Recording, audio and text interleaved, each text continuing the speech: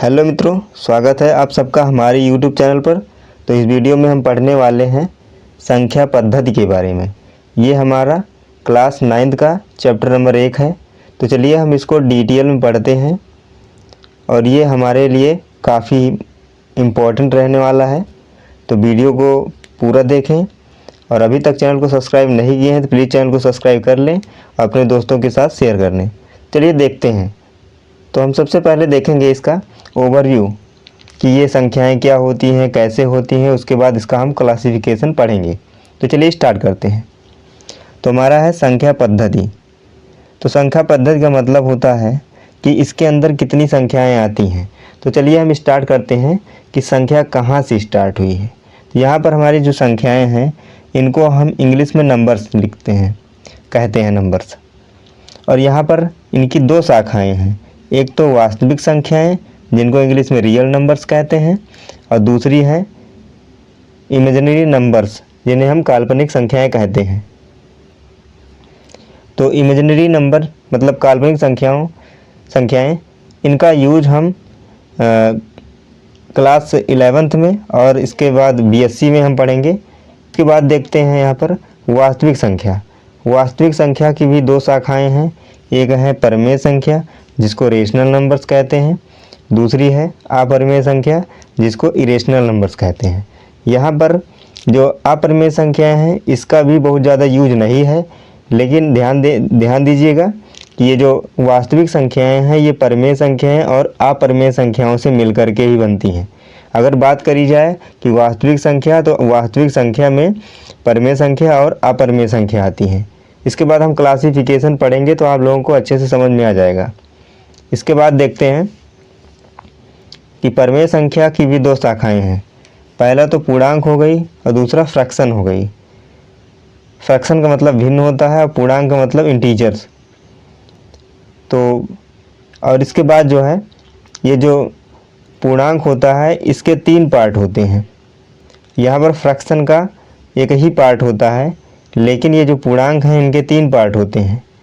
पहला है ऋणात्मक पूर्णांक, उसके बाद शून्य पूर्णांक होता है, इसके बाद धनात्मक पूर्णांक होता है।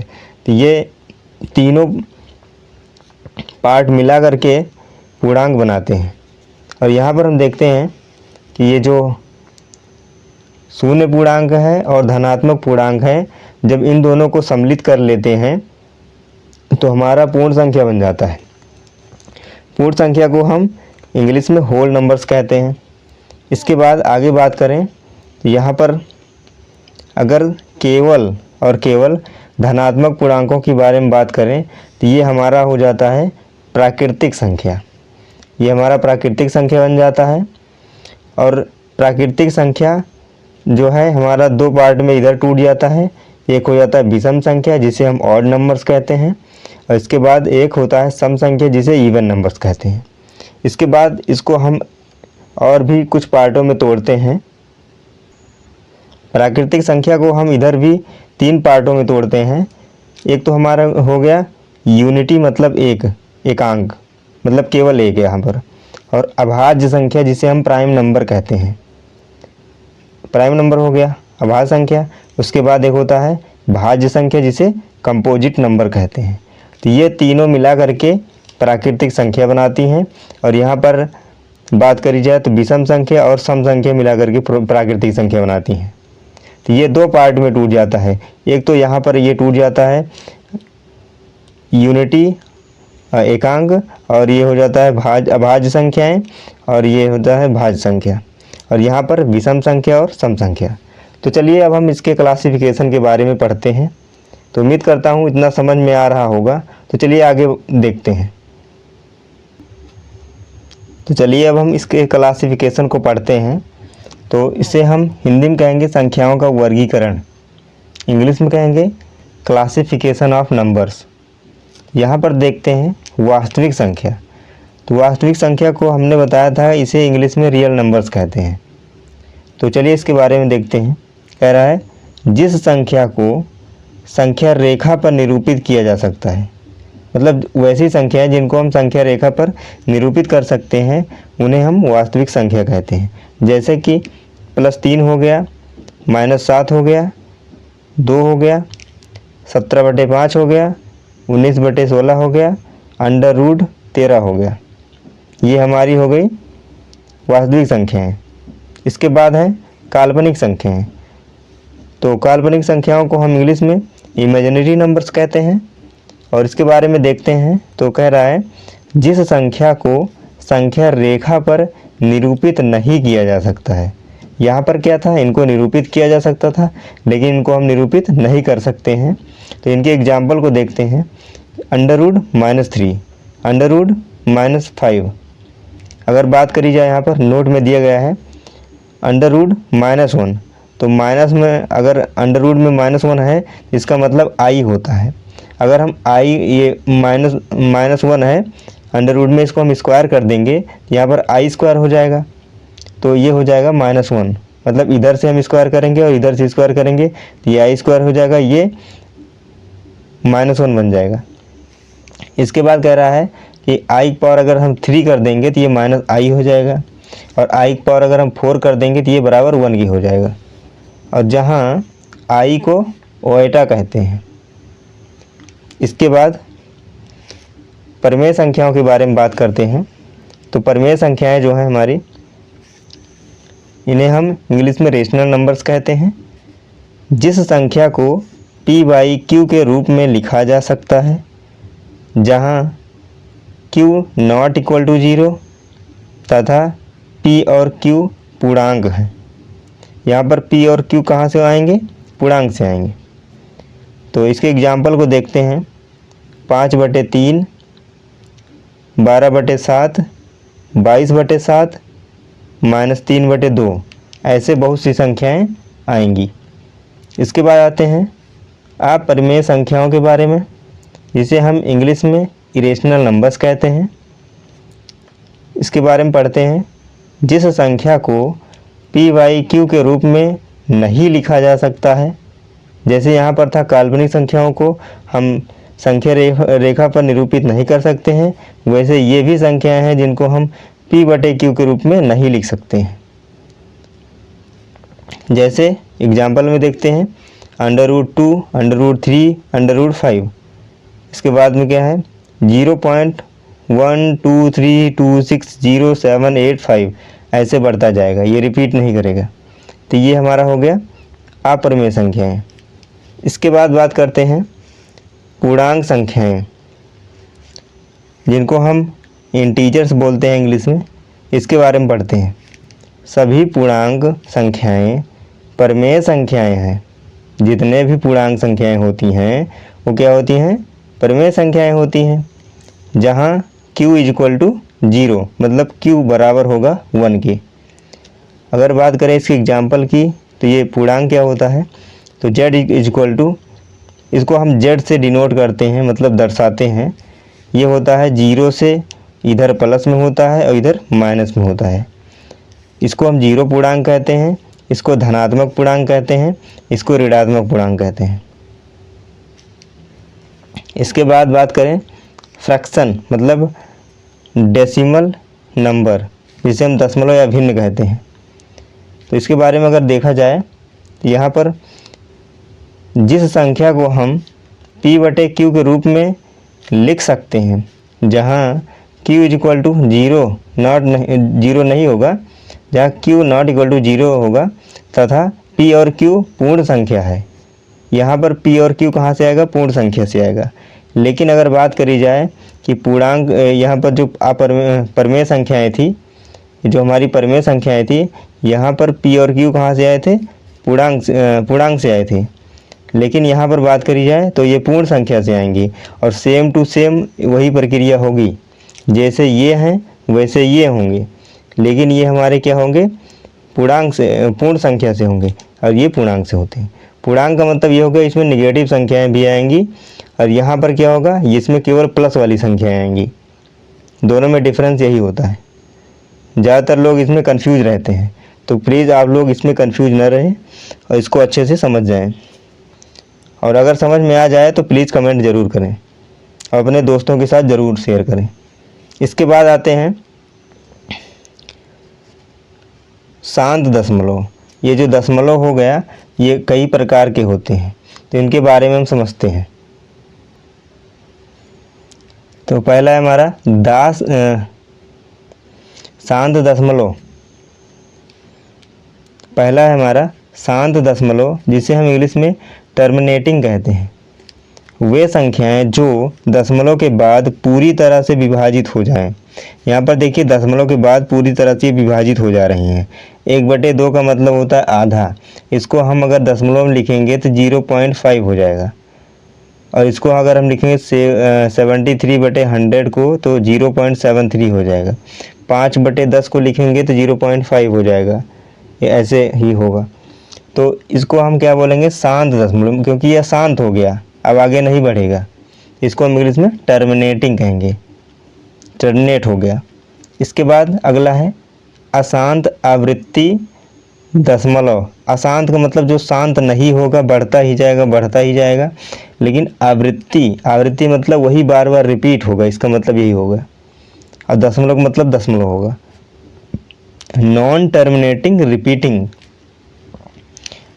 वे भिन्न संख्याएं जो दशमलव के बाद पूरी तरह से न कट सकें, मतलब विभाज्य ना हो सकें, लेकिन बार बार दोहराएं, अपने आप को बार बार दोहराएं, तो इन संख्याओं को क्या बोलेंगे, अशांत आवृत्ति दशमलव कहलाएंगी ये।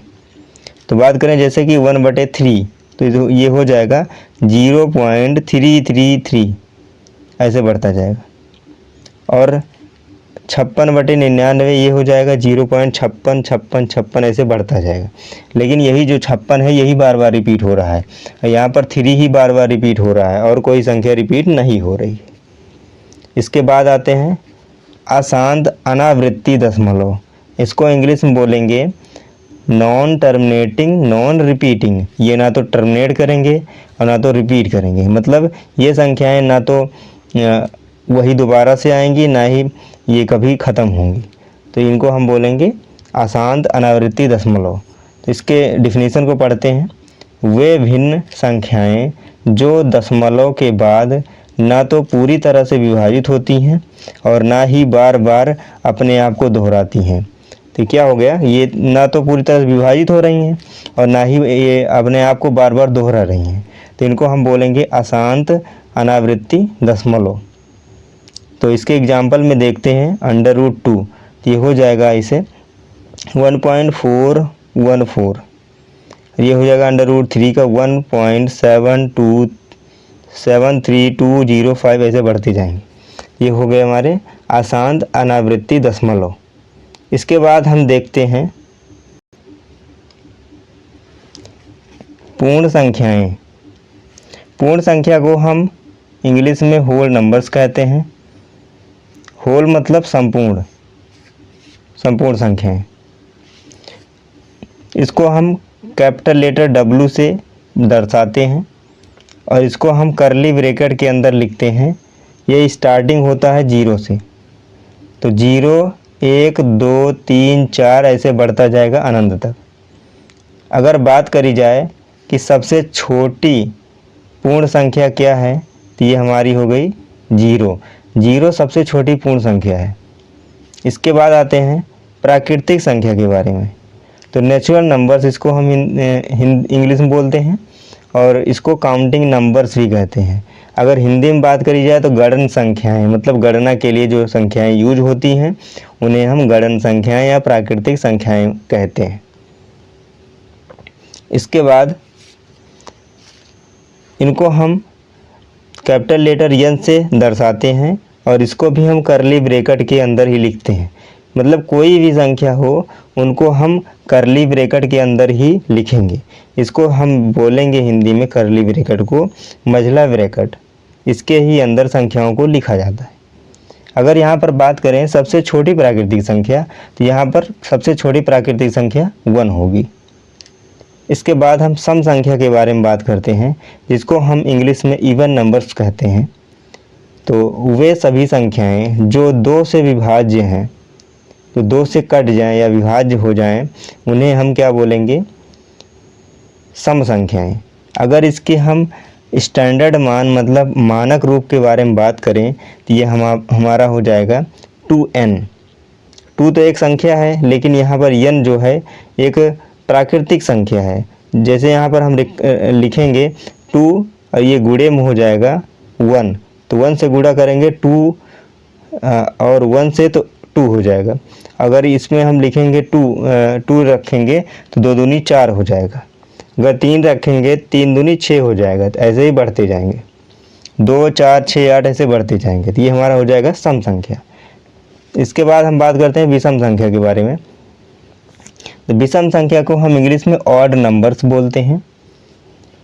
तो वे संख्याएं जो 2 से विभाज्य ना हो, जो 2 से नहीं विभाजित होती हैं, उनको हम विषम संख्याएं बोलते हैं। और इनका हम स्टैंडर्ड मान के बारे में बात करें तो 2n ± 1, या तो इसमें से हम एक घटा लेंगे या तो इसमें हम जोड़ देंगे। तो इसके पहले हमने बताया था n बराबर क्या है, प्राकृतिक संख्या होती है। यहाँ पर इसको हम करली ब्रैकेट के अंदर लिखे हैं 1 3 5 7 ऐसे बढ़ते जाएंगे, और ये माइनस में भी संख्याएं होती हैं। इसके बाद हम बात करते हैं अभाज्य संख्याएं। तो अभाज्य संख्याएं, इनको हम बोलेंगे इंग्लिश में प्राइम नंबर्स। वे संख्याएं जो केवल एक और स्वयं से विभाज्य हों, मतलब केवल 1 से और खुद से विभाज्य हो, उसे हम बोलेंगे अभाज्य संख्याएं। जैसे कि 2 के बारे में बात करें तो 2 या तो 2 से विभाज्य होगा या तो 1 से विभाज्य होगा। 3 या तो 3 से विभाज्य होगा या तो 1 से विभाज्य होगा। 5 या तो 5 से विभाज्य होगा या तो 1 से विभाज्य होगा, और किसी भी संख्या से विभाज्य नहीं होगा। तो अगर बात करें सबसे छोटी अभाज्य संख्या, तो सबसे छोटी अभाज्य संख्या 2 होती है। और एक ये क्या है, एक सम अभाज्य संख्या है। इसको हम ये भी बोलते हैं कि एक सम अभाज्य संख्या है।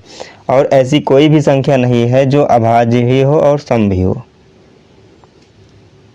तो उम्मीद करता हूँ समझ में आ रहा होगा। इसके बाद बात करते हैं भाज्य संख्याओं के बारे में। तो भाज्य संख्याएं, इनको हम इंग्लिश में कंपोजिट नंबर्स कहते हैं। वे संख्याएं जो एक से, स्वयं से तथा तीसरी किसी भी संख्या से विभाज्य होती है, उन्हें भाज्य संख्या कहते हैं।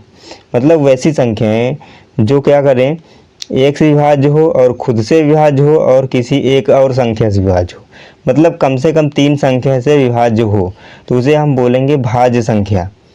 तो यहाँ पर हमने करली ब्रैकेट में इसको लिख दिया है 4 6 8 9 10 12 14 15, इसके बाद 16 भी आएगा। ऐसे बढ़ते जाएंगे, अनंत तक जाएंगे। इनकी सीमा कभी ख़त्म नहीं होगी। और अगर बात करी जाए सबसे छोटी भाज्य संख्या कौन सी है, तो सबसे छोटी भाज्य संख्या 4 होती है। अगर हम 4 को यहाँ पर काट के देखें तो 4 सबसे पहले ये तो खुद से कटेगा, 1 से कटेगा, और इसको हम 2 से काटें तो ये 2 से भी कटेगा। तो कम से कम 3 संख्या से तो कट ही रहा है, इसलिए इसको हम भाज्य संख्या बोलेंगे। ये जितनी संख्याएं दिख रही हैं ये कम से कम 3 संख्या से कटेंगी, उससे भी ज़्यादा संख्या से कट सकती हैं। इसके बाद हम बात करते हैं कि 1 से लेकर के 100 तक की अभाज्य संख्याएं कौन कौन सी होती हैं और कितनी होती हैं। तो यहाँ पर लिखा हुआ है 2 3 7 5 11 13 17 19 23 29 31 37 41 43 47 53 59 61 67 71 73 79 83 89 97। अगर बात करी जाए तो 1 से लेकर के 10 तक 1 से लेकर के 50 तक जो है अभाज्य संख्याएं होती हैं वो 15 होती हैं। चलिए गिन कर देखते हैं। यहाँ पर 50 के बाद हो जाएगा, ये 50 के पहले में देखना है। तो 1 2 3 4 5 6 7 8 9 10 11 12 13 14 15। तो ये हमारी 1 से और 50 के बीच में हो गई 15 अभाज्य संख्याएं। उसके बाद कह रहे हैं 50 से 100 तक के बीच में जो अभाज्य संख्याएं हैं वो 10 होती हैं। चलिए गिनते हैं 1 2 3 4 5 6 7 8 9 10। ये हमारी 10 हो गई। अगर टोटल बात करें तो ये हो जाएगा 25, 15 10 25। दोस्तों उम्मीद करता हूँ कि यह वीडियो आप सभी लोगों को समझ में आया होगा। अगर ऐसा है तो प्लीज़ वीडियो को लाइक कर दें, और अभी तक चैनल को सब्सक्राइब नहीं किए हैं तो प्लीज़ चैनल को सब्सक्राइब कर लीजिए, क्योंकि इस चैनल पर ऐसे ही यूज़फुल वीडियो आती रहती है। तो तब तक के लिए धन्यवाद। Best of luck all of you.